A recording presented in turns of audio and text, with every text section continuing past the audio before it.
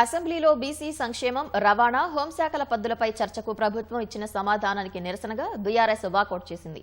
పోలీసుల సంక్షేమంపై ప్రభుత్వం తీవ్ర నిర్లక్ష్యం వహిస్తోందని, హోంశాఖకు బడ్జెట్ ఎందుకు తగ్గించారని బీఆర్ఎస్ శాసనసభాపక్ష ఉపనేత హరీష్ రావు ప్రశ్నించారు. బీసీల సమస్యలు, ఆత్మగౌరవ భవనాలకు నిధుల విషయంలో స్పష్టత ఇవ్వలేదని ఆరోపించారు. ఆర్టీసీ కార్మికుల విషయంలో స్పష్టత ఇవ్వలేదన్న ఆయన స్పష్టమైన సమాధానాలు రానందుకు నిరసనగా వాకౌట్ చేస్తున్నట్లు తెలిపారు. శాఖకు ఈ బడ్జెట్ లో 400 కోట్ల రూపాయలు తగ్గించారు. ఇయర్ ఆన్ ఇయర్ పోలీస్ శాఖకు బడ్జెట్ పెరుగుతుందా తగ్గుతుందా, ఎందుకు తగ్గించారు? కానీ మంత్రి గారి నుంచి సరియైన సమాధానం రాలేదు.